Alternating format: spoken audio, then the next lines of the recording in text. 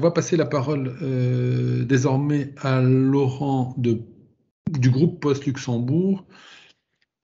Laurent, le groupe Post Luxembourg est le premier employeur luxembourgeois avec près d'une quinzaine de filiales, dont certaines orientées très tech. Maintenant, effectivement, Laurent appartient à un service intégré à la Poste, agile, et qui est spécialisé dans la partie IoT. C'est vraiment l'équipe IoT et Smart Building. À toi, Laurent. Merci Laurent pour cette introduction. Donc, on va pas...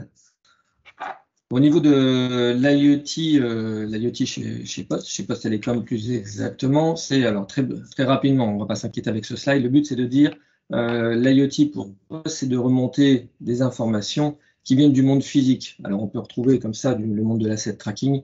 On va faire de la remontée d'informations de différents assets. Ça peut être le domaine du parking pour mieux connaître l'usage et l'occupation de ces parkings, et évidemment le domaine du smart building pour mieux comprendre comment ces bureaux sont occupés.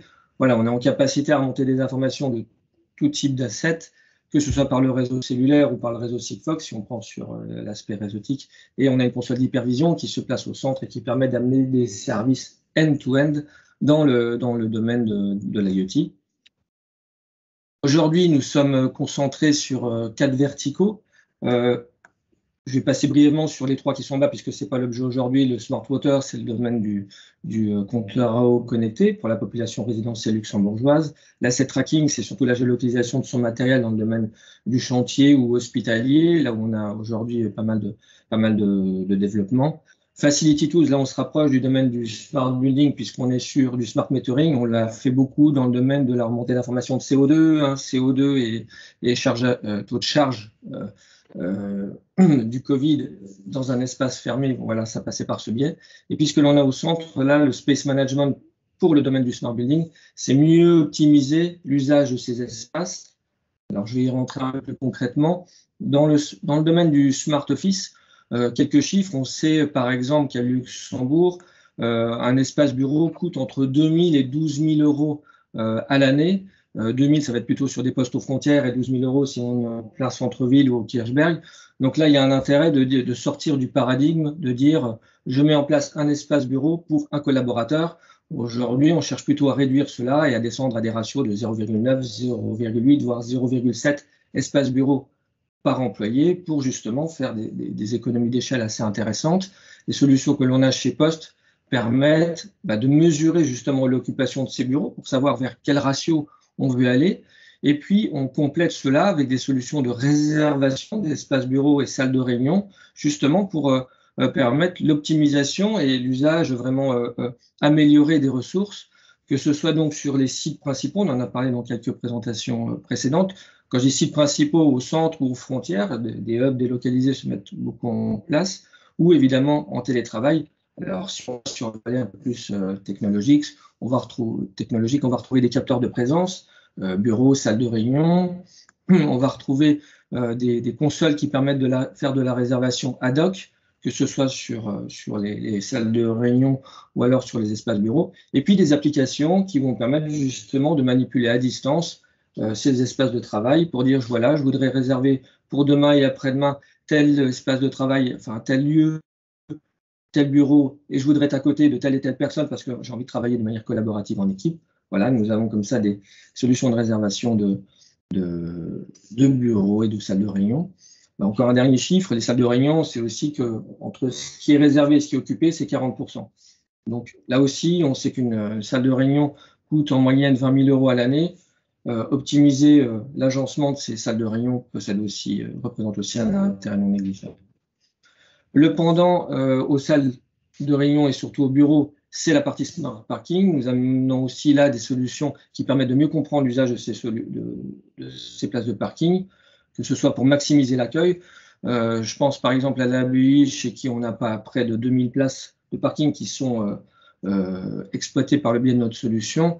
On était sur une distribution de badges à l'ABI qui était de 1,4 badges pour une personne, ou plutôt 14 badges pour 10 personnes, et grâce à la mesure de l'occupation des parkings, on a pu monter à 16 pour 10 au lieu de 14 pour 10, donc ça offre un accueil amélioré pour ceux qui viennent se garer sur les parkings de la BEI.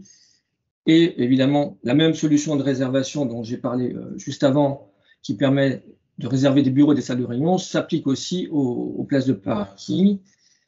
Si on vient sur l'aspect un peu plus technologique, facilité de déploiement, les solutions que l'on met en œuvre sont des solutions sur batterie, des capteurs magnétiques au sol ou des capteurs laser plafond. Donc, pas de chemin de câble, pas ce genre de choses. Et puis, on a la capacité aussi à faire de l'identification, c'est-à-dire pouvoir mettre en place, je dirais, des espaces VIP. Ça peut être pour la direction, s'assurer que c'est bien le directeur qui se garde sur une place de direction. Ça peut être aussi sur des places PMR, les places donc handicapés, ça peut être aussi sur les places femmes enceintes, etc. Donc, amener aussi donc, de l'identification et de la reconnaissance du type de véhicule qui se garde sur une place. Donc ça, c'est un peu la valeur ajoutée de cette solution. Dernière chose dans le domaine du space management, nous apportons aussi des solutions, je qualifierais de smart business, c'est la meilleure compréhension alors de l'usage global de ces espaces dans compter notamment le nombre de personnes qui rentrent et qui sortent d'un bâtiment pour s'assurer qu'on est dans des bonnes conditions de sécurité, avec la pandémie dans des bonnes conditions aussi sanitaires.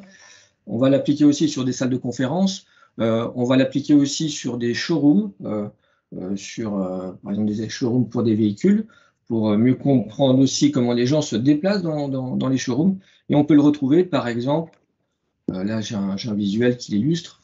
Au niveau d'un showroom, l'image que l'on voit en bas, c'est une carte de chaleur qui représente aussi comment, lors d'une journée complète, les déplacements ou surtout l'arrêt, je dirais au stand, c'est fait par rapport à certains véhicules, avec donc des capteurs stéréoscopiques qui vont permettre d'offrir une vision panoramique et complète sur ce showroom. Et donc voilà, ce type de solution se déploie aussi donc, dans les bâtiments et les salles de conférence notamment.